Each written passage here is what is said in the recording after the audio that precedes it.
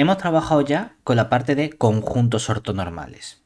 Lo que vamos a hacer va a ser mejorar un poco el comportamiento, el comportamiento de nuestros conjuntos ortonormales con un concepto que, cuidado, no significa lo mismo que la palabra completo. Porque le vamos a poner el mismo apellido y vamos a hablar de conjuntos completos, a secas. Lo que pasa que el concepto de conjunto completo ya significaba otra cosa cuando lo hemos estudiado previamente, en la parte de espacios normados o espacios métricos. Lo que nos indicaba antes ese concepto de completo era que siempre que cogiese una sucesión de Cauchy en el conjunto, esa sucesión era convergente en dicho conjunto. Y ahora resulta que utilizan la misma palabra para referirse a un concepto diferente. Bueno, pues no pasa nada, tenemos palabras homónimas que se escriben igual y significan lo mismo, no hay ningún problema. Entonces, vamos a ver cuál es el concepto de completitud que nos interesa trabajar ahora. Vamos a trabajar con nuestros conjuntos ortonormales, es decir, vamos a seguir añadiendo propiedades a esos elementos. Entonces, definición, que va a ser la definición con la que nos interesa. Tenemos aquí nuestro espacio prehilbertiano, es decir, X con su producto interno, un espacio prehilbertiano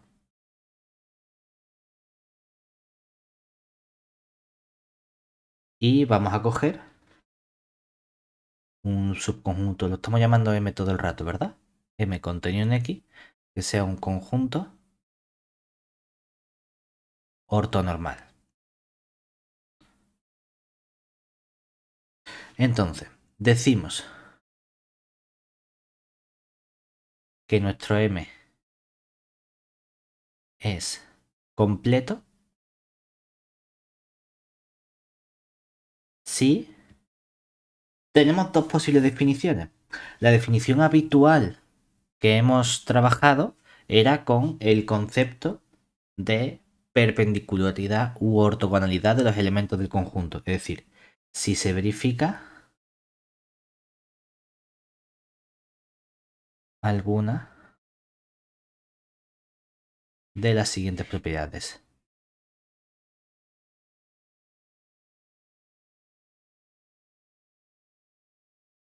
Que van a ser propiedades equivalentes. ¿Quieres que pongamos primero la que conocemos habitualmente o la nueva que no estamos a lo mejor tan acostumbrados a trabajar con ella? ¿Cuál te da La más que coraje? conocemos. La que conocemos. La que conocemos, ¿qué nos dice? Que si tenemos que un elemento X es perpendicular a todo el conjunto M, entonces ¿quién tiene que ser ese elemento X? El cero. El cero. O lo que es lo mismo, lo que estamos diciendo es que cuando cogemos el complemento ortogonal de nuestro conjunto M, ese está formado por un único elemento, que es el cero. Esta es la que hemos trabajado habitualmente. También es cierto que lo hemos visto normalmente cuando teníamos conjuntos que eran sucesiones numerables. Aquí en principio hablamos de un conjunto cualquiera, sea numerable o no numerable, ¿vale? Pero es equivalente con decir, voy a poner para especificar un poquito aquí a la bestia como un O, la segunda propiedad que podemos tener, que sería ver que es maximal este conjunto. Es decir, que no existe ningún n contenido en X que sea un conjunto ortonormal, de modo que nuestro M sea un subconjunto de este n.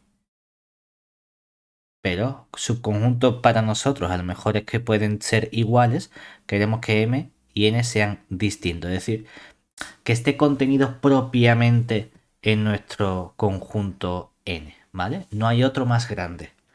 He dicho maximal porque precisamente si entendemos esta contención de conjuntos como una relación de orden dentro de los conjuntos, tenemos que es una relación de orden parcial. Y cuando tenemos relaciones de orden parciales, aparte de los conceptos de máximos, mínimos, supremos o ínfimos, tenemos unos conceptos de maximal y minimal, que no hace referencia a que un elemento contenga a todos, que es el concepto de máximo. Hace referencia a que no haya otro que lo contenga a él. No hay otro que sea más grande que ese elemento, que es el concepto de maximal. ¿vale? Esto lo podríamos entender precisamente como que M es maximal con respecto al orden parcial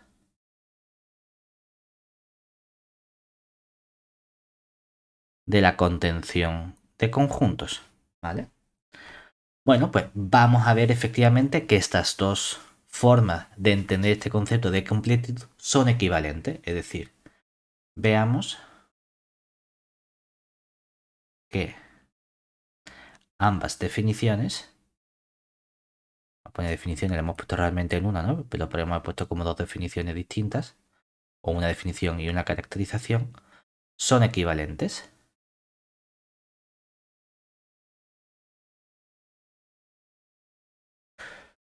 ¿Cuál te apetece primero? ¿Uno implica dos? ¿Dos implica uno?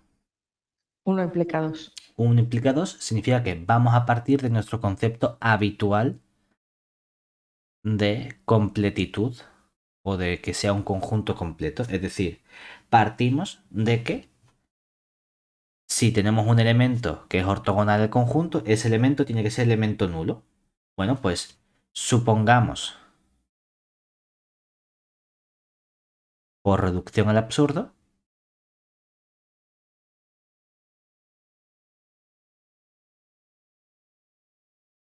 que existe un cierto n contenido en X, que es un conjunto ortonormal, de modo que el m está contenido en el n y m es distinto de n. Eso en particular, ¿qué implica de la relación entre m y n? Que hay elementos en n que no estaban en m. Es decir, en particular, debe existir un elemento y que esté en el conjunto n menos el conjunto m. ¿Y eso qué implica? Como este conjunto es ortonormal, ¿qué ocurre? Que y es perpendicular a todos los elementos del conjunto n. Por lo que pasan dos cosas.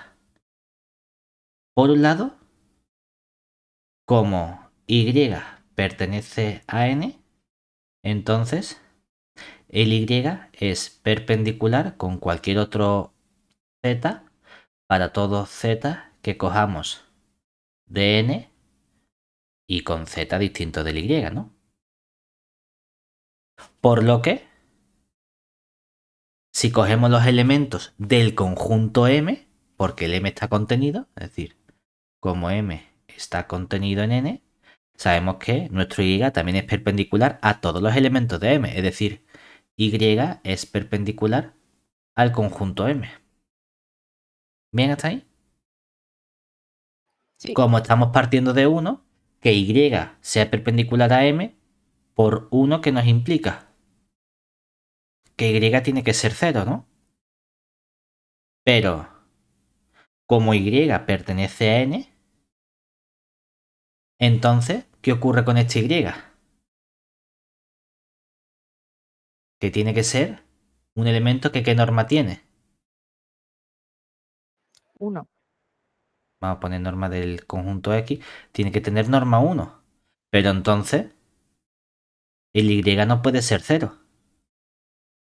Aquí tenemos nuestra contradicción. No puede ser que al mismo tiempo el elemento tenga que ser 0 por ser perpendicular a todos los elementos de M y al mismo tiempo tenga que ser distinto de 0 por tener norma 1. ¿Vale? La otra implicación, que es la que conocemos habitualmente, vamos a ver 2 implica 1. Es decir, que este concepto de maximalidad implica precisamente que si tenemos perpendicularidad con el conjunto, tiene que darse únicamente con el elemento nulo. De nuevo, por reducción al absurdo,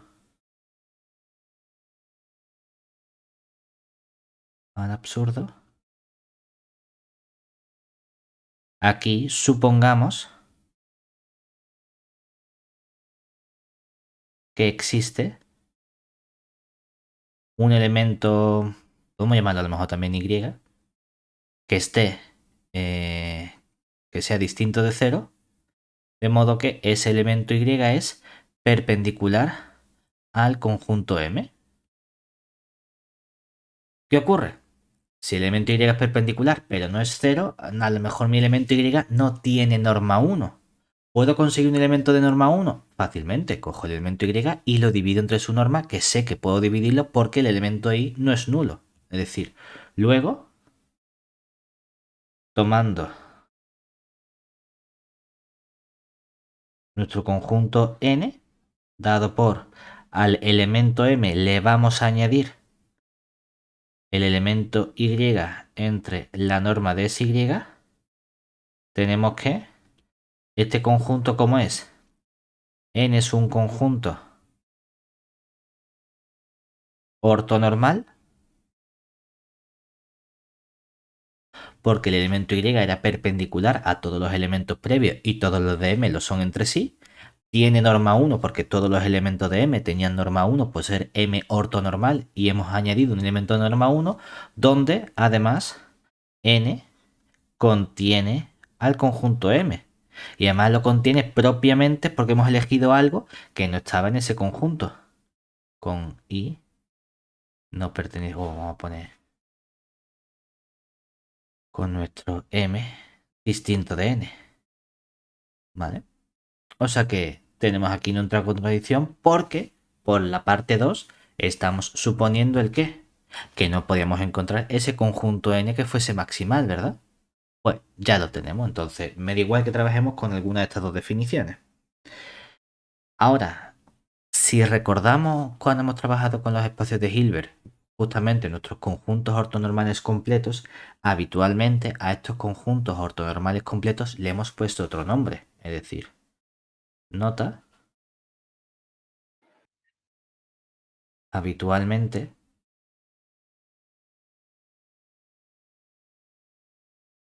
los conjuntos ortonormales completos suelen llamarse, o bien lo llamamos bases ortonormales, o también lo solemos llamar a veces bases hilbertianas, ¿verdad?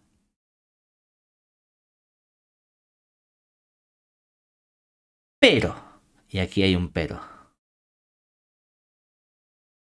el nombre de base no está muy bien elegido en general, porque hay veces que puede darnos problemas.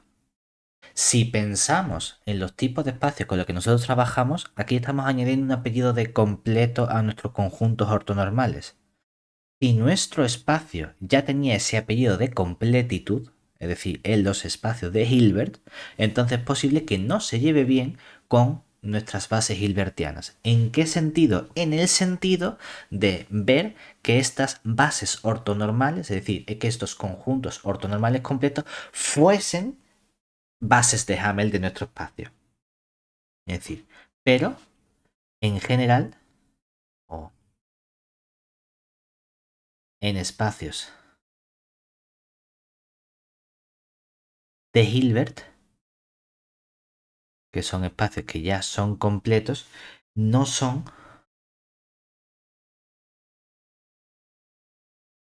no pueden ser bases de Hamel si tienen infinitos elementos.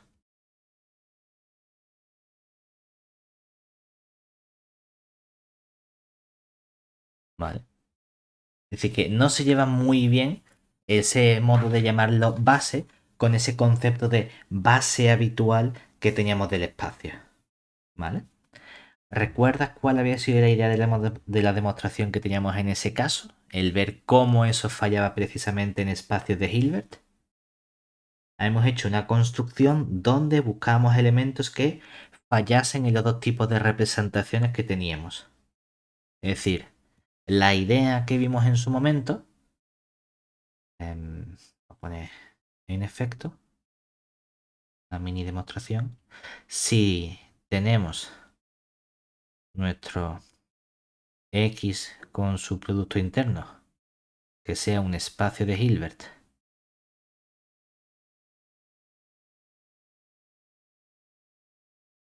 y llamamos M contenido en X, es una base ortonormal, que también es base de Hamel,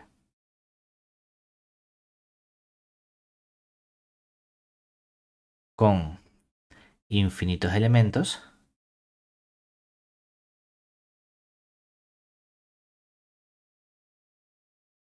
entonces, ¿qué podemos hacer?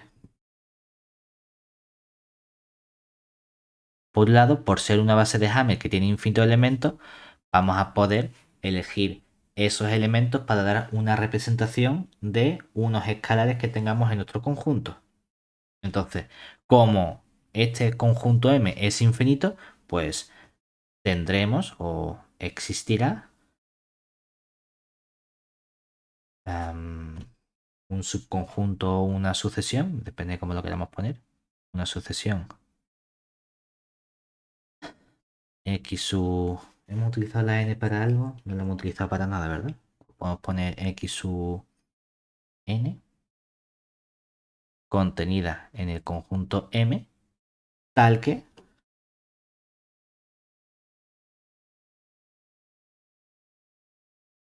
¿qué hemos visto en el espacio de Hilbert? El otro día vimos una caracterización del concepto de convergencia con esas sumas infinitas en espacio de Hilbert.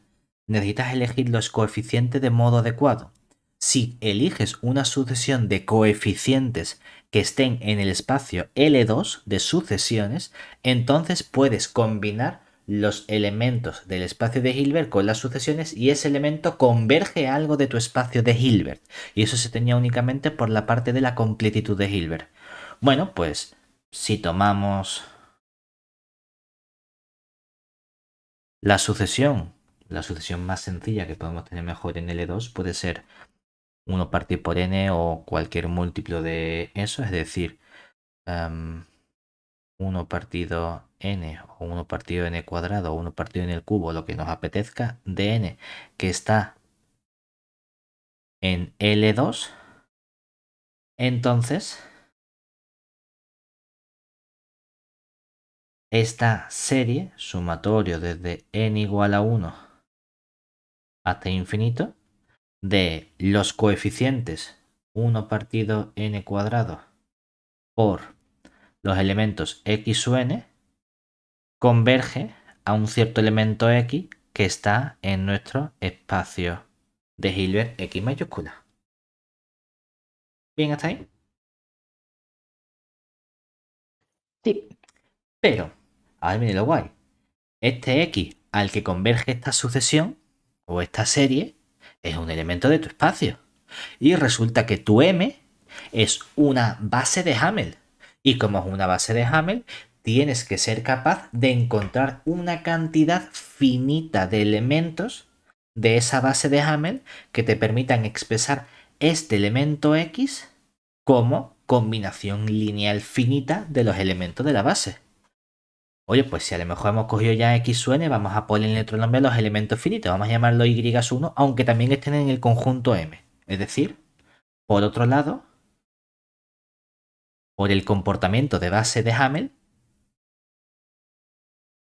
por ser M base de Hamel de nuestro X, deben existir unos escalares. ¿Qué escalares quieres que les pongamos? ¿Alfa o lambda? ¿Qué te más con él? Lambda. Lambda 1, lambda 2. Ya hemos utilizado la n. Hasta lambda, ¿cuánto? K, por ejemplo. K, lambda K, que estén en nuestro cuerpo K. Y vamos a llamar, en lugar de X, para a lo mejor no liarnos con el otro, elementos Y sub 1, Y sub 2, hasta Y sub K, que estén en el M, de modo que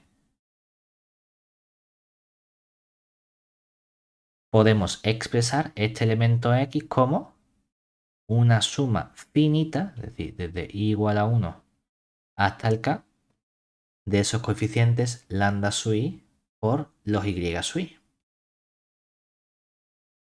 Y nosotros decimos, venga, ya tenemos dos formas distintas de representar nuestro elemento X. El X lo puedo representar como esta combinación de estos elementos o lo puedo representar también como una combinación con estos elementos infinitos, ¿verdad? Ya decimos, ¿qué ocurre cuando estudiamos productos escalares con cosas que estén en nuestro conjunto M? Es decir, ¿qué pasa cuando estudiamos el comportamiento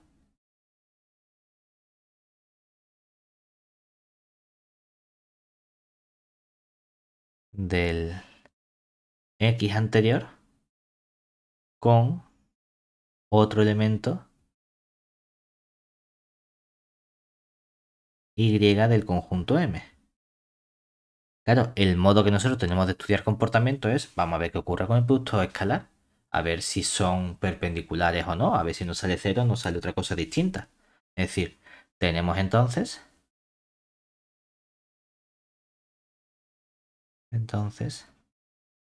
¿qué? Por un lado, podría estudiar nuestro producto escalar del Y con ese elemento X y decir, ah, pues mira, puedo representar este elemento Y como una combinación, perdón, el elemento X como esta combinación finita de los elementos de la base, ¿verdad? Entonces sería esta combinación sumatorio desde I igual a 1 hasta acá de los lambda sub I por los Y sub I. Aquí diríamos por linealidad con esta parte finita nos quedaría el sumatorio desde I igual a 1 hasta el K de los lambda sub I los sacaríamos conjugados, ¿no? Por ese producto escalar desde I al Y sub I. Y ahora, ¿qué ocurre con esos elementos? Que esto nos puede salir dos cosas posibles, ¿verdad? Nos puede salir 0 si el I es distinto de cada I sub I para todo I desde 1, 2 hasta el K. Si resulta que no repetimos ninguno de esos elementos Y sub I, obviamente, como son cosas de M y M, aparte de ser base de Hamel, hemos dicho que era un conjunto ortonormal, pues resulta que nos va a salir 0. Salvo que de la casualidad de que elijamos justamente el elemento Y como uno de esos Y sub I. En ese caso, ¿qué nos ocurría? Bueno, pues que como es ortonormal, teníamos el producto escalar de elemento consigo mismo, todos son ceros menos el Y correspondiente. Y entonces, ¿qué nos quedaría? El coeficiente lambda sub I conjugado, ¿verdad? Conjugado porque, bueno, lo hemos puesto en la segunda posición. Si hubiésemos quitado X con Y, hubiese salido sin conjugar. Tampoco nos afecta. Claro, y si lo hacemos con la otra representación del elemento X, claro, por otro lado,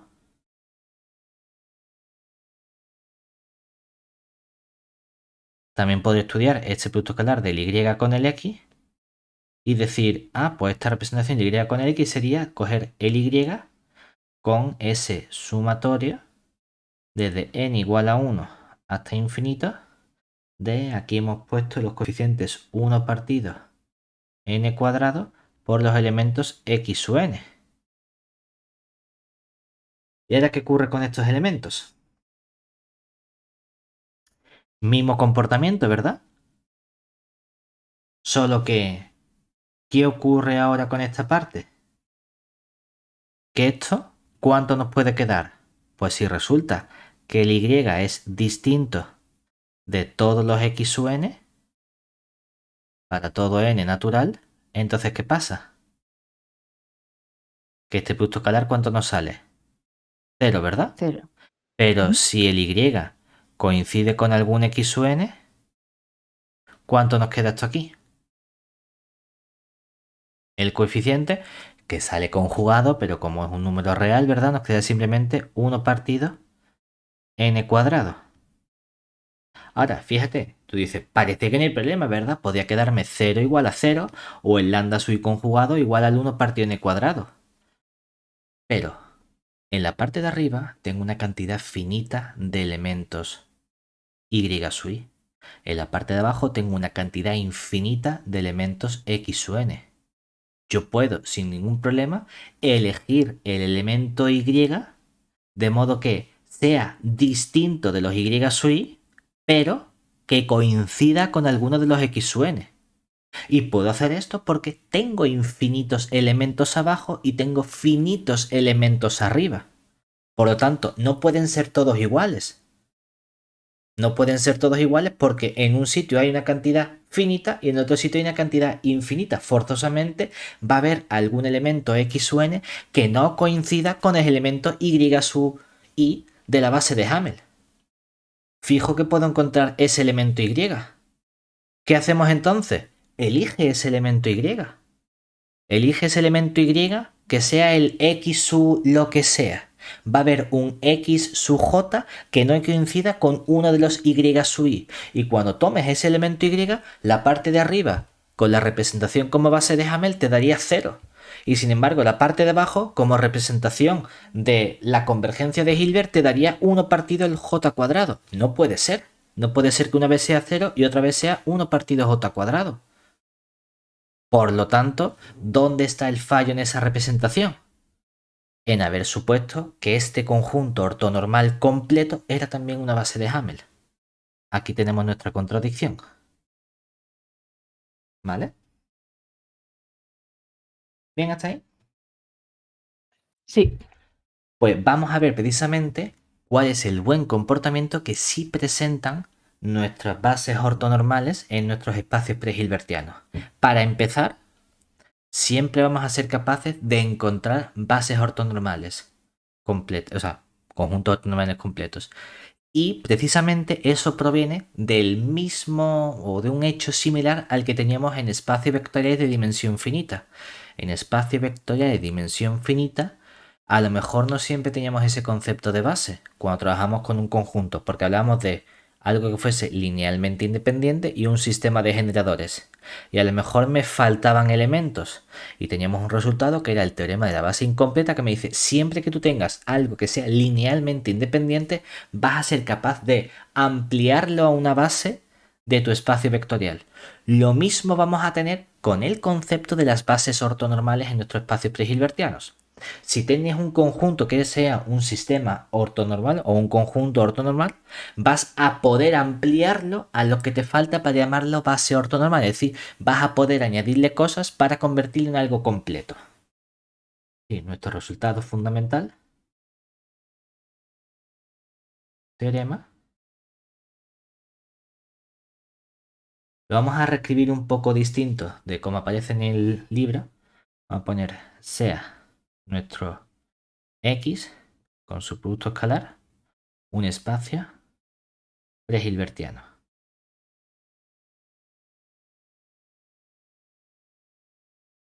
Aquí ponemos simplemente, o casi siempre ponemos espacio prehilbertiano y nunca especificamos, ¿no? No especificamos en el sentido de que no sea trivial. Es decir, de que tenga más cosas que en elemento cero. Porque si nada más que tiene elemento cero y tienes un producto escalar y tiene todas las propiedades, pero no tiene chicha. Es decir, que siempre que trabajamos con estos elementos, nos supone que hay más de un elemento. Pues si tenemos un espacio prehilbertiano y consideramos nuestro conjunto M contenido en X que sea un conjunto ortonormal, existe siempre un cierto conjunto, vamos a llamarlo N, contenido en X, que sea una base ortonormal De modo que el M está contenido en el N. Es lo que solemos indicar para decir que somos capaces de extender o ampliar el conjunto ortonormal M a una base ortonormal. En particular, que es la segunda parte, bueno, que esta ya es la conclusión trivial, en particular, todo espacio, todo espacio prehilbertiano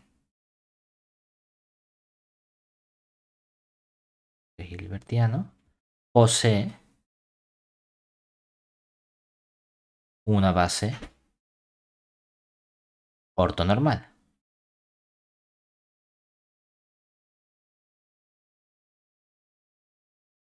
¿Por qué? Hombre, porque como tu espacio X no es trivial, mínimo tiene un elemento que no es el cero. Ah, pues coge ese elemento y divídelo entre su normal. Ya tengo un conjunto ortonormal. ¡Ea! Pues ese ya lo puedo ampliar seguro a una base que sí es ortonormal.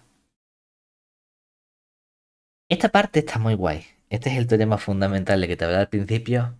Porque hay muchas veces, creo, que hemos hablado de la axiomática que se presenta en matemáticas. En matemáticas tenemos también una axiomática basada en nuestros 10 mandamientos, nuestros 10 axiomas, nuestras bases fundamentales de las matemáticas, que no son intocables. Modificamos esa axiomática, cambian las matemáticas, cambian los resultados. Y no tenemos una matemática menos cierta o más correcta o incorrecta. No, no, no. Tenemos una matemática diferente. De esos 10 axiomas, nuestra axiomática se basa en la axiomática ZFC de Zermelo, Frenkel, los dos matemáticos, y Choice, nuestro axioma de elección. El que suele darnos más problemitas normalmente es el axioma de elección. Y estamos acostumbrados a que no estemos en un contexto demasiado complicado en el cual es necesario recurrir al axioma de elección, hasta que uno llega al análisis funcional avanzado, como estamos aquí. Cuando llegamos a ciertos niveles de análisis funcional, empezamos a tener que recurrir a un comportamiento sobre infinitos y a tener que trabajar con infinitos como si fuesen cosas habituales, cuando no lo son. Entonces tenemos que hacer ciertas asunciones que no siempre funcionan bien, dependiendo de este axioma de elección. Este resultado es uno de ellos. Este resultado es el primero en el que, dependiendo de tu axiomática, va a ser cierto o no. Y vas a poder tener otra rama del análisis funcional en el que tengas un resultado donde a lo mejor aparezca, oye, que en los espacios prehilbertianos no siempre puedes encontrar una base ortonormal. Y tú dirías, eso está mal, porque yo he visto en mi libro que sí que se puede. No, porque tu libro te dice que se puede si se basa en esta axiomática.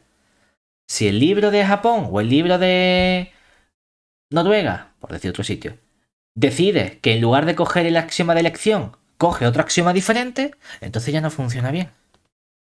Y no es que sea incorrecto, es que está cambiando las bases de las matemáticas. Por lo tanto, él trabaja con otra matemática diferente, ni mejor ni peor, distinta. A nosotros nos interesa esta porque entonces podemos extender las cosas de forma similar a lo que ocurría en el caso de dimensión finita. En nuestro caso, nos vamos a basar en un resultado fundamental que es el lema de Thorne.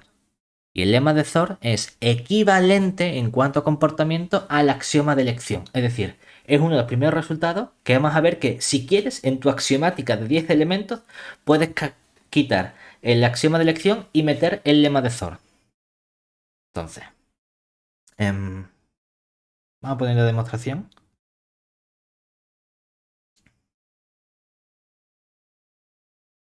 Demostración. Este resultado se basa fuertemente en el lema de Thorne. Tenemos distintas formas de enunciar el lema de Thorne, dependiendo de la versión. La más habitual tiene que ver con cadenas. Nosotros no hemos hablado de cadenas, que son simplemente conjuntos totalmente ordenados, pero vamos a ponerle entonces una parte que es el concepto de conjunto inductivo. que sí lo hemos trabajado en lenguaje matemático. Esencialmente lo que estamos diciendo es, en general, el lema de Thor nos dice que si tenemos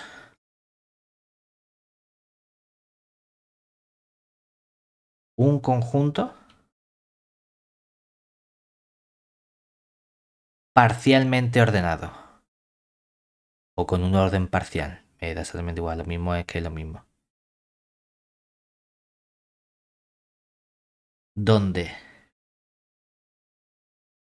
todo conjunto o subconjunto suyo que sea inductivo y totalmente em,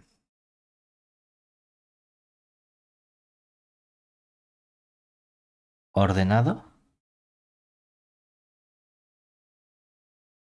eh, tiene una o un elemento maximal, entonces se cumple o se verifica el lema de Thorne.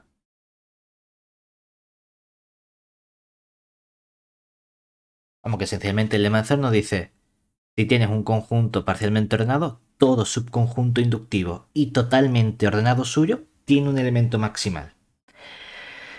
Eso es un axioma que es equivalente, es decir, este resultado es equivalente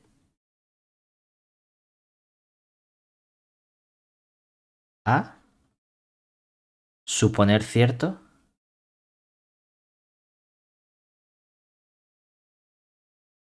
el axioma de elección.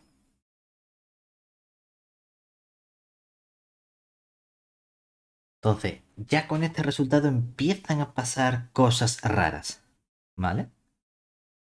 Porque en principio no tenemos a lo mejor garantía de que esto siempre tenga que verificarse, de que siempre tengas que ser capaz de encontrar ese elemento maximal en un conjunto inductivo que esté totalmente ordenado.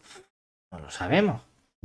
Si tú crees que eso efectivamente es cierto por el axioma de elección, entonces genial. Puedes aplicar el lema de Thor y probar que efectivamente vamos a ser capaces de extraer o de conseguir una base ortonormal de todo espacio.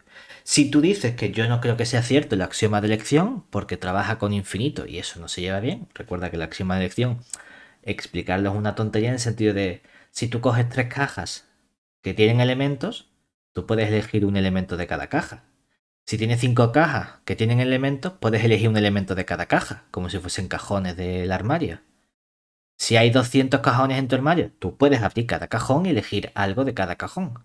Y si tienes infinitos cajones, es que el infinito no nos llevamos bien con ellos, porque hay infinitas cosas. ¿Cómo puedo tener garantía de que ese proceso termina? Ya no está tan claro. El axioma de elección te dice que sí que puedes.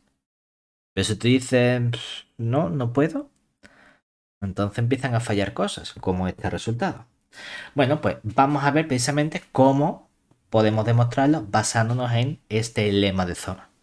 Para ello, suponiendo ya que tenemos este buen comportamiento, hemos visto cuál es la relación de orden parcial que tenemos en nuestros espacios prehilbertianos.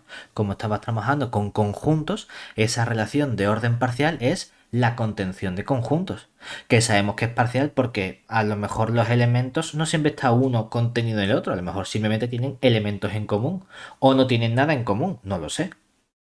Bueno, pues vamos a ver entonces qué es lo que necesitamos. Necesitamos ampliar la parte ortonormal, ¿verdad?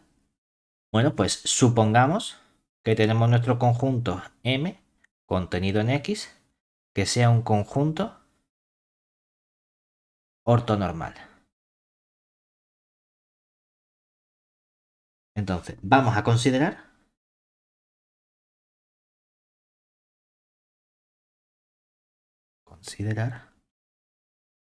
la familia. Voy a poner mejor, ¿qué nombre? a poner igual que en el libro, la S más o menos caligráfica, que va a estar formada por aquellos conjuntos n que sean subconjuntos de X, tales que el n va a ser un conjunto ortonormal y además el n o el elemento m está dentro del n, es decir, estamos ampliando de momento con cosas que son ortonormales este conjunto, ¿verdad? Es decir, vamos a añadirle más cosas a mi conjunto M, pero de momento parece que solo hablamos de cosas ortonormales. No hablamos de cosas completas. ¿Qué sabemos de qué conjunto S? Este conjunto S es un conjunto formado por elementos donde tengo una relación de orden, que es la contención. Por lo tanto, este conjunto S seguro que en principio está parcialmente ordenado. Es decir, observemos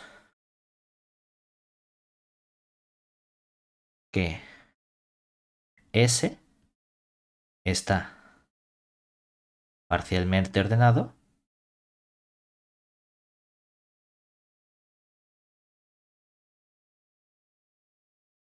con respecto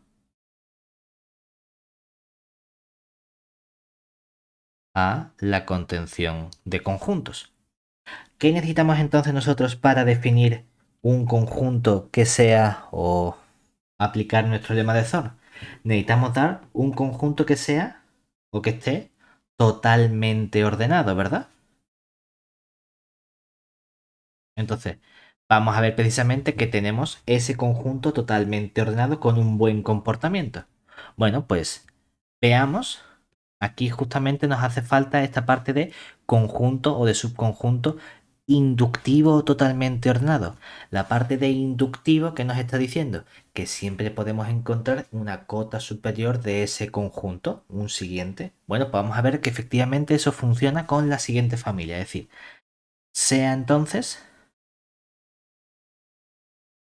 nuestro, como este es S caligráfica, vamos a poner S caligráfica, contenido en nuestro S caligráfica, un conjunto o un subconjunto suyo que esté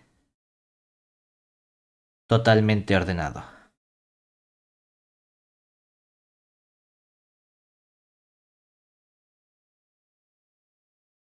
Donde podemos expresar esta familia de caligráfica como, pues, no sé, igual que estos son n sub i, pues estos o sea, n, estos van a ser unos ciertos conjuntos de sub i, donde i varía en un cierto conjunto de índices i mayúscula. Un pone, lo que sea, ¿verdad? ¿Qué ocurre entonces con todos estos elementos? Como están en S, son cada uno de esos conjuntos T sub i, son conjuntos ortonormales que contienen a M, ¿verdad? En particular,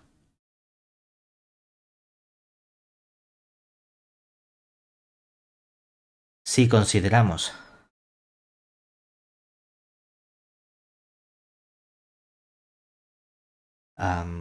¿cómo lo llamamos? Mm, mm, no hay malo T con la I mayúscula.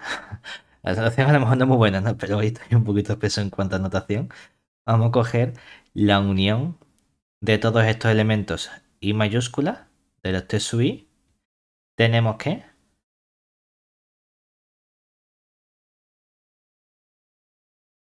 por un lado, el T sub I es un conjunto ortonormal.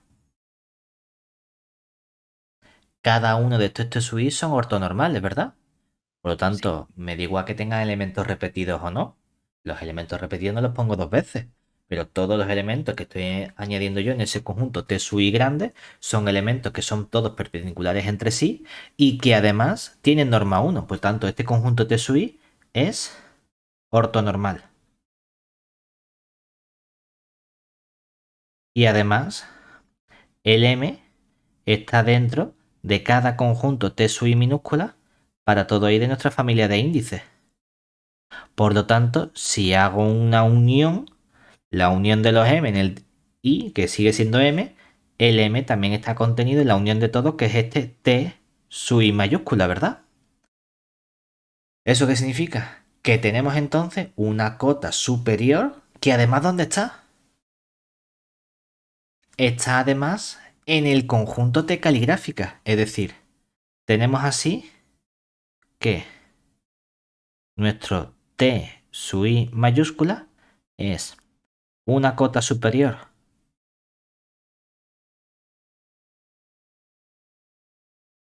de T su I o del T caligráfica porque contiene a todos los elementos del conjunto T caligráfica que además está en nuestro T caligráfica. Epa, va a quedar como la tau de la topología. En el T caligráfica, por lo que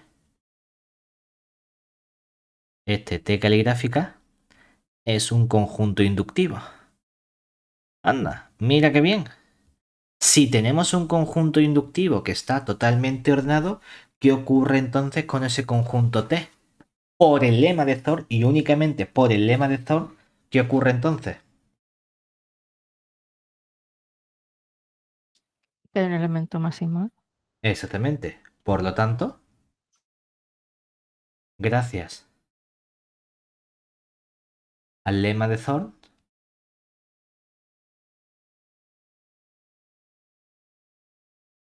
tenemos que existe un cierto n perteneciente a nuestra familia T caligráfica que es maximal, ¿verdad? Y ahora, si nos vamos a la definición inicial que hayamos visto de elemento maximal, tengo un elemento que es maximal. Pero ese elemento, como está en la familia, ¿cómo es también? Un conjunto ortonormal, ¿verdad? Y justamente esa definición de conjunto ortonormal maximal es equivalente a que ese conjunto sea completo. Anda, pues mira qué bien. Precisamente tenemos que, entonces, este conjunto n es la base ortonormal buscada. Eso es lo que estamos diciendo, precisamente. O sea que esto es gracias precisamente al lema de Thor y no a otro resultado propio de decir, ¿cómo tenemos garantía? Porque el lema de Thor dice que efectivamente eres capaz de encontrar ese elemento maximal y por la equivalencia que hemos visto al principio de maximal con nuestro concepto que conocíamos de espacio de Hilbert de conjunto completo, tenemos justamente nuestra base ortonormal. ¿Vale? Ahora bien, vamos a ver una serie de resultados que conocemos tanto para espacios pre-hilbertianos como espacios de Hilbert de las relaciones que presentan estos conjuntos ortonormales y conjuntos ortonormales de cuanto a completitud. Es decir, veamos a continuación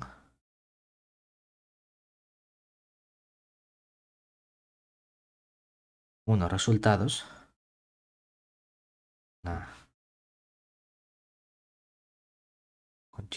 una serie de resultados que nos permiten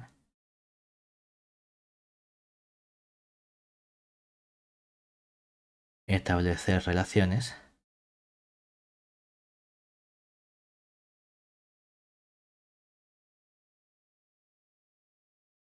con la completitud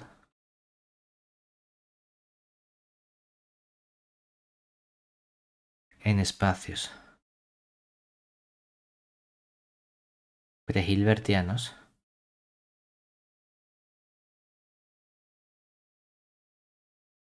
y de Hilbert.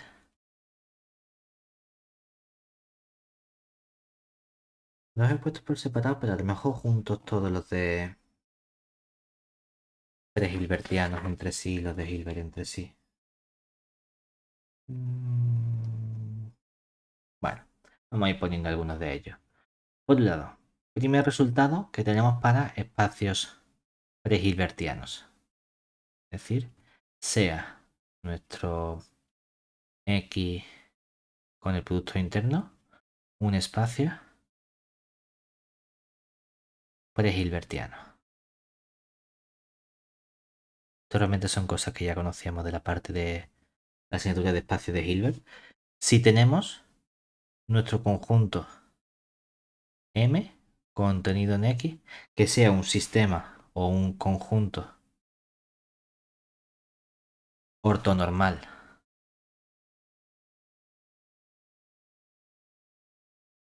completo, entonces el conjunto M no tiene por qué tener estructura de espacio vectorial, porque es simplemente un conjunto. Ahora X, como espacio prehilbertiano, tiene estructura denormada, por lo tanto tiene estructura también de espacio vectorial. ¿Qué queremos tener entonces? Nos gustaría trabajar con espacios vectoriales. ¿Cómo puedo convertir mi conjunto M en un espacio vectorial? Estudiamos el span lineal de este espacio vectorial. Ahora, este span lineal es un subconjunto de todo el espacio X, ¿verdad? ¿Qué puedo calcularle a este span lineal? Puedo calcularle su clausura, que sería ver ese menor cerrado que lo contiene. Pues lo que resulta es que cuando hacemos la clausura de nuestro conjunto M, eso nos da todo el espacio X. Es decir, a lo mejor el M no es todavía un conjunto denso. Casi es un conjunto denso. Lo que nos falta es si al conjunto M, que sea conjunto ortonormal completo o base ortonormal, le añades la estructura vectorial, entonces es un conjunto denso de tu espacio prehilbertiano X. Hay una especie de... perdón, he mezclado las dos cosas, no me eché cuenta. Si la parte de completitud, perdón, me eché cuenta. Si tenemos en el espacio prehilbertiano, si tenemos nuestro conjunto M que sea un conjunto ortonormal, si tenemos que el span, la parte vectorial, precisamente el espacio prehilbertiano, no tengo la completitud. Si tengo el span y estudio que el span sea el total, es decir, que la parte vectorial me dé todo el conjunto, tenga esa densidad, entonces puedo obtener la completitud de nuestro M. Mientras que ese recíproco se tiene precisamente en la parte de espacio de Hilbert, es decir, teorema, si tenemos que nuestro X con el espacio producto interno es un espacio de Hilbert y cogemos un subconjunto M contenido en X que sea ahora sí un conjunto ortonormal completo, de modo que tenemos, bueno, simplemente conjunto normal completo, lo que tenemos entonces es que al añadir esa completitud, cuando estudiamos el span, la parte vectorial de nuestro M, eso nos da todo el espacio X. Es el recíproco que tenemos, pero en espacio de Hilbert. Es decir, no es exactamente un sí y solo sí. Tenemos una implicación cuando trabajamos con espacios prehilbertianos. Tenemos la otra implicación cuando trabajamos con este espacio de Hilbert. Para decir, si tengo el conjunto ortonormal, para conseguir la completitud, necesitamos que la parte vectorial sea densa en nuestro espacio. Mientras que si tenemos ese conjunto ortonormal completo, entonces la parte vectorial es densa en el espacio de Hilbert. Un resultado que conocemos también de la parte de espacio de Hilbert, igual que tenemos nuestra desigualdad de Bessel, tenemos una representación cuando hay un buen comportamiento con respecto a los espacios prehilbertianos o los espacios de Hilbert. El buen comportamiento lo solemos tener normalmente en los espacios de Hilbert, que hablamos de la identidad de Parseval. Sí tenemos un comportamiento similar cuando trabajamos en espacios prehilbertianos. aunque no me da información de que siempre tenga esa representación. Simplemente me da información de qué le ocurre al conjunto M que sea completo. De hecho, a lo mejor lo podemos... Vamos a ver si lo puedo... Vamos a intentar cambiarlo. Vamos a reescribir esto un poquito. Vamos a bajar este para acá. Y lo que vamos a hacer es que si tenemos nuestro conjunto M que sea un conjunto ortonormal, entonces lo voy a destrozar, me vas a matar, pero voy a cambiarlo para juntarlos todos en uno, ¿vale? Es decir, voy a poner, va a ser lo mismo, ¿no? Pero lo voy a poner en dos partes y así no tengo que escribirlo dos veces. Dado nuestro M que sea de la forma unos elementos X sub Y con Y pertenecientes a Y, contenido en X, que sea un conjunto ortonormal, se tiene que,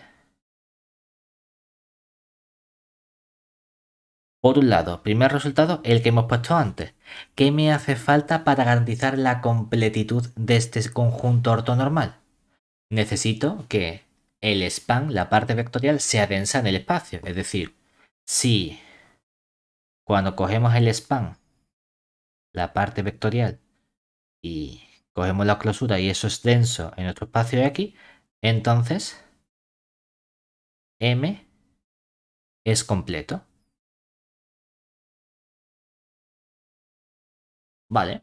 La otra parte que tenemos también en otros espacios pre-hilbertianos es cuando podemos dar una buena representación de los elementos del espacio utilizando los elementos de este conjunto ortonormal. Es decir, si cuando coja el elemento X en la norma inducida por el elemento ponemos el cuadrado para no tener que trabajar con las raíces, eso lo podemos expresar como la suma para y perteneciente a y de los productos escalares de ese elemento X con los elementos de este conjunto ortonormal, ponemos en módulo el X con el X sub Y al cuadrado, y eso lo podemos hacer sea cual sea el elemento X de nuestro espacio X mayúscula, es que entonces M es completo.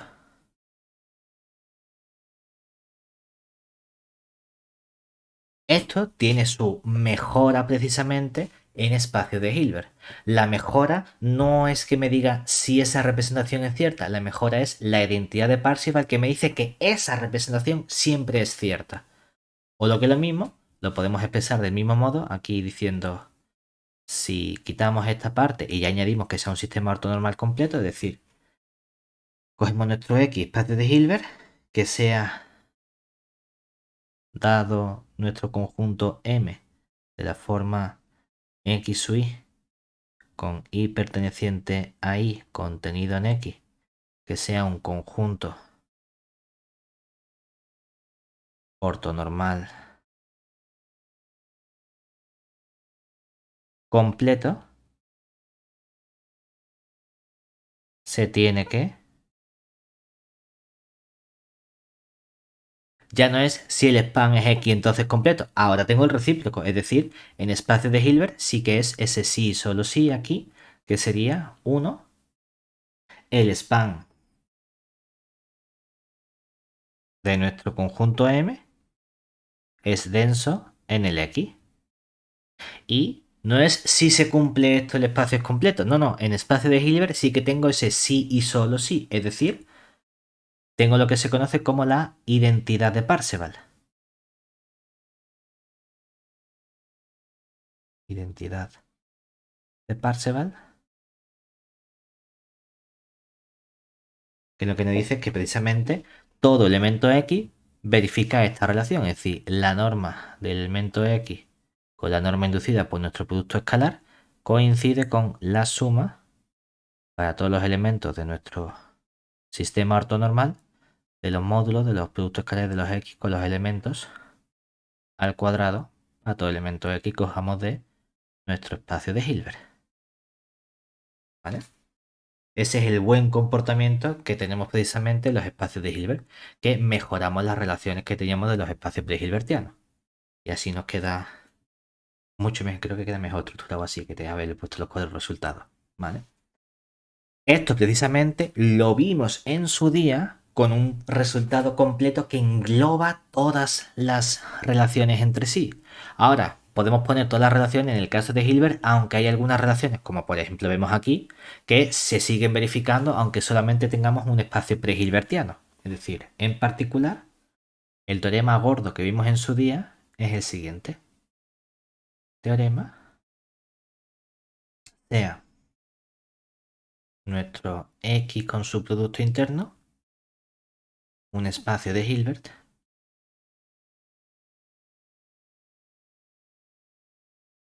y vamos a coger nuestro M formado por esta familia de elementos X sub I con I pertenecientes al I mayúscula contenido en X, que sea un conjunto ortonormal. Entonces son equivalentes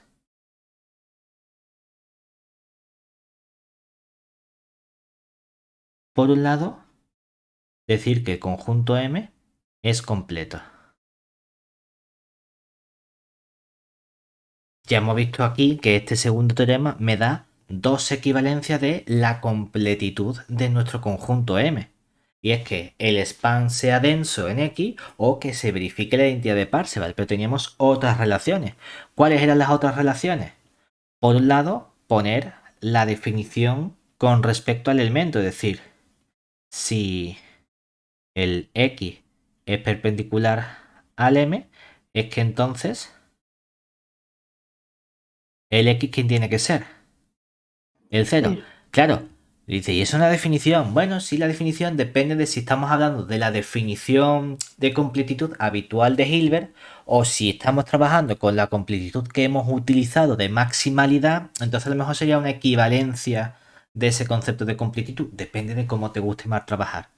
Pero esto simplemente lo que nos está diciendo es que cuando cojamos el ortogonal de nuestro M, esto está formado únicamente por nuestro elemento cero. Oye, ¿y qué otras cosas podemos tener precisamente?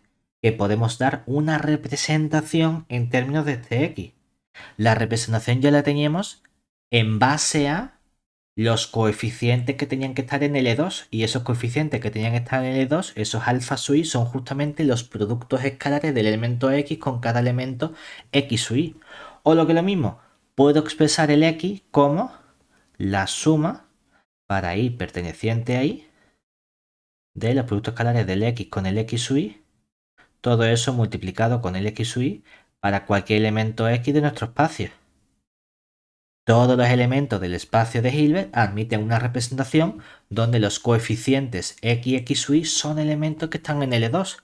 ¿Y cómo tengo garantía que son elementos de L2? Precisamente porque se verifica la identidad de Parseval y que esto converja a este número significa que esta sucesión está en L2 minúscula. Justamente podemos ponerlo también con la parte, en lugar de con esta definición de completitud, a lo mejor te gusta la otra definición de completitud. También tenemos precisamente estudiar que el span es denso en el conjunto X, es decir, pues podemos poner también que nuestra parte vectorial del M nos da todo el espacio X, es decir, que el span de M es denso en X. O podemos hablar de que se verifica esa identidad de Parseval, es decir, la norma del X inducida por el producto escalar es lo mismo que la suma para i perteneciente a i de esos coeficientes que hemos definido como los productos escalares de los X con los X sub i para todo elemento X de nuestro espacio, que es lo que está en relación con esta propiedad 3, o una mezcla cuando cogemos elementos entre sí, que para cualquiera elementos X y podemos hacer una combinación. Aquí me da igual, en su día lo pusimos al revés, es decir, en su día pusimos, creo, la suma para i perteneciente a i, y no tiene que ser el elemento X con el elemento X sub i, Si tú quieres poner ahora el Y, ¿qué ocurre? Como bien el Y está en la segunda posición, si quieres poner Y, X, Y tendrías que conjugar. O si no quieres conjugar, lo pones con el orden contrario, es decir, pones el X, Y con Y. Como yo quiero que sea importante la posición, voy a poner Y, X, Y y le voy a añadir conjugado para que no pensemos que si pongo X, Y, lo podría poner en el orden contrario y no pasa nada. No, voy a poner la conjugación de este modo para que tengamos en cuenta que la segunda posición lo ponemos en ese orden pero conjugado, ¿vale? Para cualquiera elementos X, Y que cojamos de nuestro espacio. Este fue el resultado final conjunto que vimos en su día en espacio de Hilbert, que es justamente lo que tenemos. La única parte que sí que nos interesa, que es un poquito nueva en esta parte o en esta asignatura, es estudiar justamente qué ocurre con las fases ortonormales, es decir, cómo de grandes son esas fases ortonormales. Ya tenemos un comportamiento en los espacios de Hilbert. Esas fases ortonormales, si tienen infinitos elementos, resulta que no se llevan bien con la parte de base de Hamel, ¿vale? No hay ningún problema. Pero entre sí, nosotros hemos visto que en dimensión finita todas las bases son equivalentes, ¿verdad? Todas tienen la misma cantidad de elementos y a ese número de elementos comunes lo llamamos dimensión estándar de nuestro espacio. Y si trabajamos en estos espacios especiales, que son nuestros espacios prehilbertianos, y tenemos ese concepto especial, que es el concepto de base ortonormal, ¿todas las bases ortonormales se llevan igual de bien? Ya hemos visto que podemos construir siempre una base ortonormal, porque cualquier conjunto ortonormal, gracias al lema de Thor, lo podemos ampliar a algo que sea completo. ¿Y siempre vamos a ampliar del mismo modo? ¿Siempre vamos a tener la misma cantidad de elementos? ¿O no? Es que aquí ya empezamos a trabajar con cosas infinitas y los infinitos a lo mejor no se llevan tan bien. Bueno, pues vamos a ver que aunque trabajemos con tipos de infinito y entonces ya no trabajemos con números, sino con cardinalidades de estos conjuntos, sigue dándose el mismo resultado genérico. Es decir, toda base ortonormal tiene la misma cardinalidad, que no es número de elementos, cardinalidad, porque ya no es contar cosas, independientemente del conjunto o del espacio en el que estemos trabajando.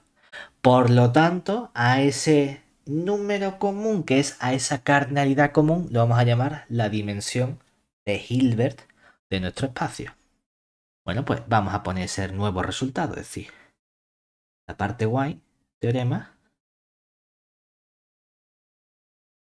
vamos a coger nuestro espacio pre-hilbertiano, es decir, nuestro X con su producto escalar, que sea un espacio pre-hilbertiano,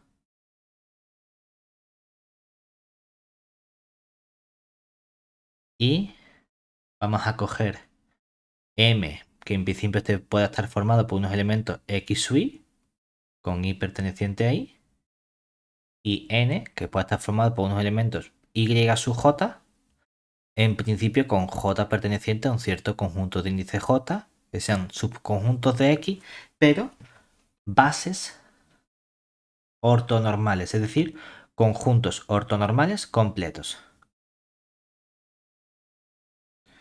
Pues entonces,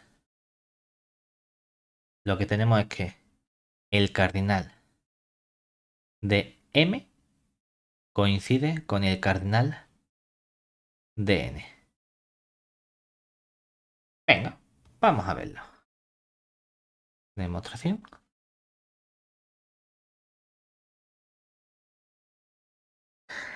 ¿Qué tenemos aquí?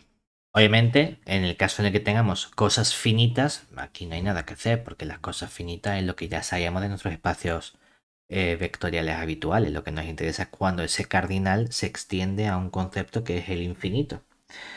Bueno, pues dado un elemento, ¿cómo quieres que fijemos un elemento de M o de N? Da igual de M, por ejemplo. De M.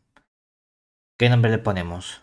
X sub I, X sub I sub 0, X gorrito, X... No sé, da igual, ¿qué mata? Bueno, pues vamos a poner dado un elemento cualquiera, es decir, un elemento x sub y el que nos dé la gana, perteneciente a nuestro m, con y perteneciente a y, pero fijo, es decir, dejamos ese. Vamos a considerar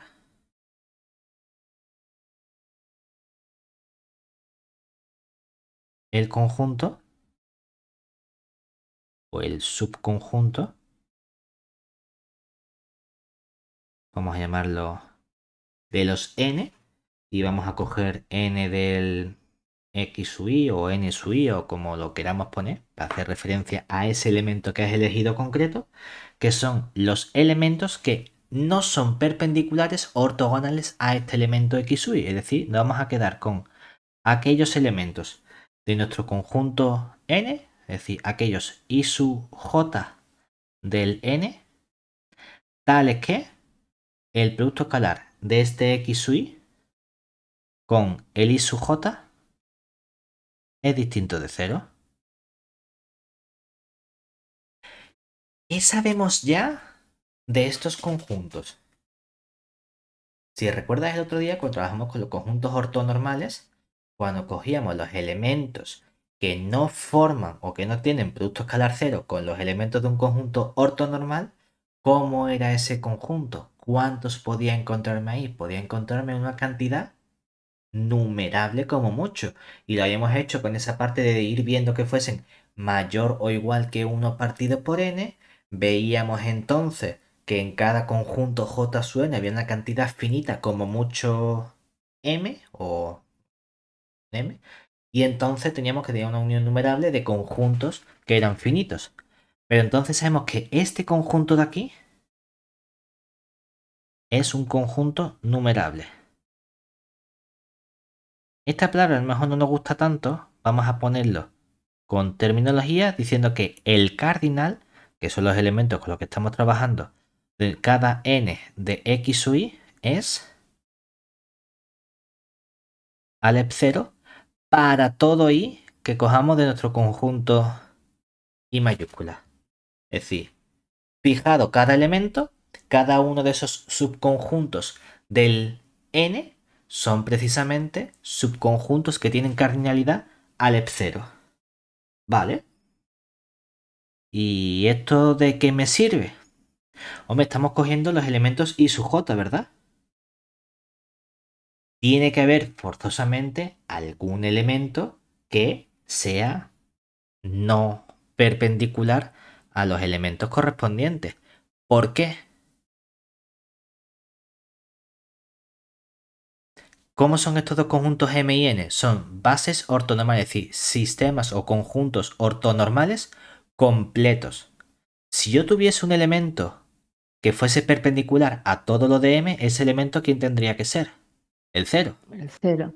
Entonces, si yo dijese, oye, si todos los elementos fuesen perpendiculares con el n, si todos los x sub y fuesen cero, entonces ese x sub y, ¿quién tendría que ser?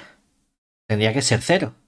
Pero como estoy en algo que es ortonormal, cada x sub y o cada y sub j tienen norma 1. Ninguno de los elementos de m y ninguno de los elementos de n puede ser cero. ¿Eso qué implica?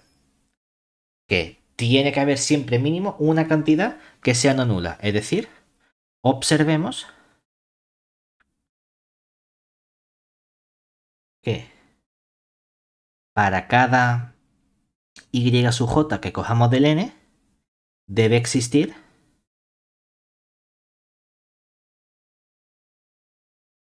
un x sub y del conjunto m tal que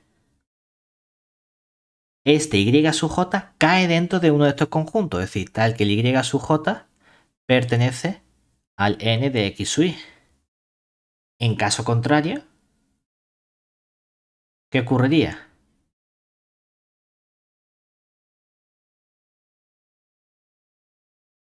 Si y sub j no pertenece al n de x sub y para todo y,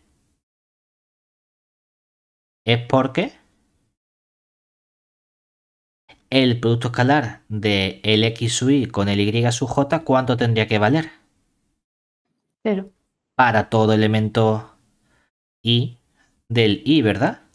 Es decir, lo que estaríamos diciendo es que ese elemento y sub j tendría que ser perpendicular al m.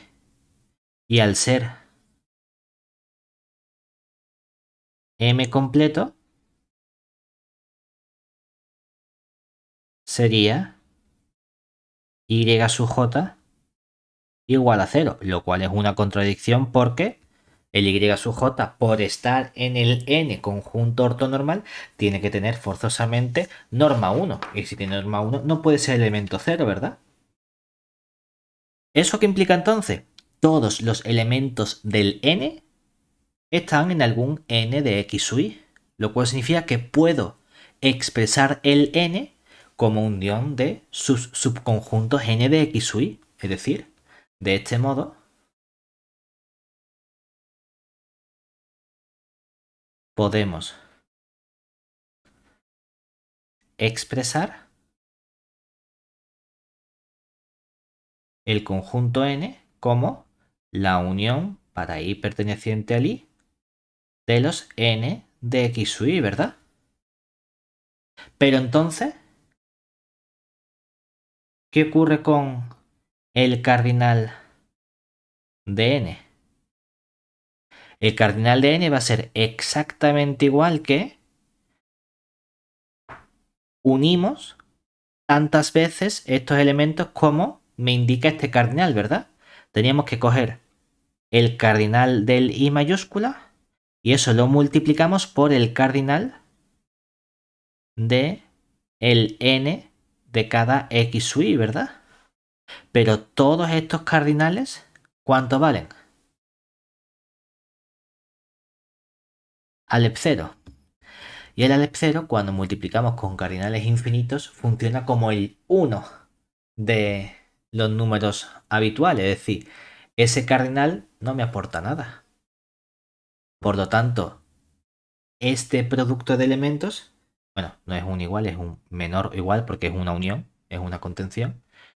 Esto que tendríamos aquí, que esto sería exactamente igual a el cardinal del subconjunto de índices i, ¿verdad? Pero justamente, ¿qué representaba el cardinal de i? ¿Cuántos elementos había en mi conjunto m? O sea que esto es justamente el cardinal del conjunto m, ¿verdad? ¿Qué acabamos de probar entonces? Que el cardinal de n es menor o igual que el cardinal de m. Ahora tú imagínate que esta construcción que hemos hecho la hacemos exactamente al revés. Es decir, que volvemos aquí y decimos, vamos a coger ahora un elemento y sub j del conjunto n, con el j fijo. Consideramos los subconjuntos m de x sub j que están formados por los x sub i del n que tiene producto escalar no nulo, que sabemos que son conjuntos numerables. Por lo tanto, el cardinal de cada m de y sub j es alep 0. Todo x sub i del conjunto m puede encontrarse un y sub j del n, de modo que el x sub i está en el m de x sub j. Porque si no, ocurría lo mismo. El producto escalar sería siempre 0 para todos los j. Luego ese elemento x sub i sería perpendicular al n. Y como n es completo, el x sub i tendría que ser 0. No puede ser. Lo cual implica que análogamente podemos podemos escribir el m como unión de esos m de x sub, de y sub j. Es decir, análogamente, análogamente podríamos expresar el conjunto m como unión para j perteneciente al j de los m de y sub j. Por lo que, cuando estudiamos el cardinal del m, eso sería menor o igual que el cardinal de j por el cardinal de cada conjunto m de y sub j. Cada uno de estos conjuntos es numerable, tiene cardinal alep 0, por lo tanto esto nos queda simplemente el cardinal del j, que sería el cardinal de nuestro n. Y ya tenemos entonces que Si el cardinal de n es menor o igual que el cardinal de m y viceversa, los dos conjuntos tienen el mismo cardinal. El hecho de que tengamos ese mismo cardinal nos permite hablar de un único concepto de dimensión, que es lo que llamamos nuestra dimensión de Hilbert. Es decir, nota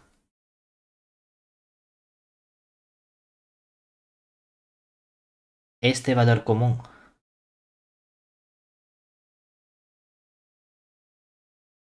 que tienen todas las bases ortonormales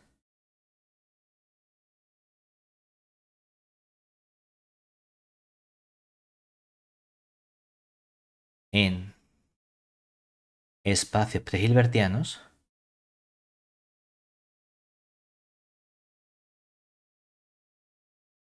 es lo que se conoce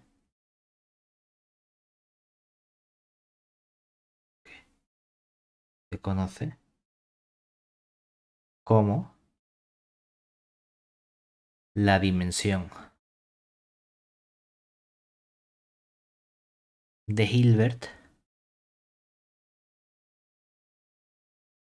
o dimensión ortogonal de nuestro espacio prehilbertiano X.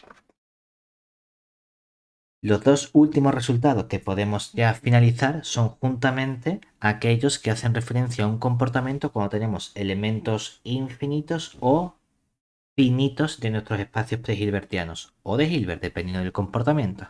Es decir, por último, tenemos un... Bueno, a poner... No son tan importantes. A ver, son importantes, ¿no? Pero... venga, vamos a poner los dos como teorema, no pasa nada. Teorema. Por un lado, vamos a estudiar qué ocurre en el comportamiento de dimensión finita, es decir, sea nuestro X con nuestro espacio o nuestro producto interno que sea un espacio prehilbertiano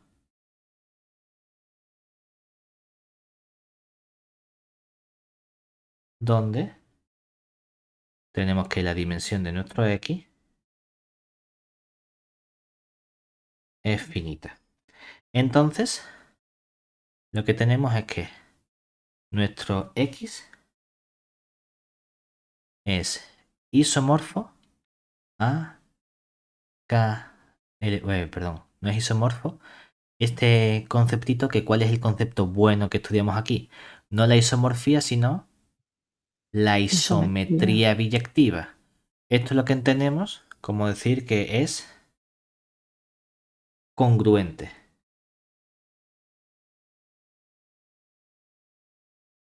Son congruentes. Existe una isometría biyectiva entre ambos. ¿Vale? De modo que si queremos, podemos pedir también, como son espacios vectoriales, esa simetría biyectiva va a ser un isometría biyectiva. Ya, todas las cosas buenas. Que sea isometría biyectiva lineal, es decir, un isomorfismo periisométrico entre ambos. Que esto es inmediato porque lo único que tenemos que hacer que es, si es dimensión finita, todo elemento X se puede expresar como una suma finita de coeficientes por elemento de la base. Mi aplicación, mi isometría biyectiva lineal, lo único que tiene que hacer es cada elemento lo manda en el vector de coeficiente que tenemos del espacio. Así de simple. De forma similar, podemos hacerlo en el caso de dimensión infinita, es decir, teorema. Ahí sí que necesitamos un mejor comportamiento para que sea un espacio de Hilbert, es decir, sea nuestro X un espacio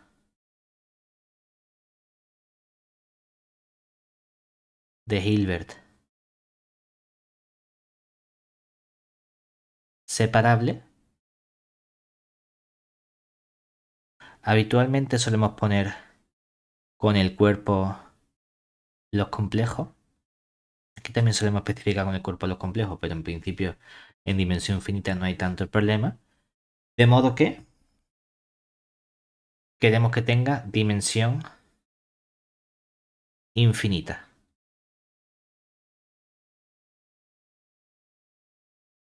Entonces, lo que tenemos es que nuestro espacio X de Hilbert es congruente, es isométricamente isomorfo a, como es infinito, el espacio infinito que conocemos que tiene un buen comportamiento es el espacio de sucesiones L2. ¿Qué comportamiento similar? Escoger como esa aplicación lineal isométrica biyectiva entre ambos espacios, también la que me da los coeficientes, pero para eso cogemos justamente ese desarrollo con las bases de Hamel apropiadas. ¿Vale? Y con eso terminamos ya nuestro comportamiento de estos conjuntos ortonormales completos.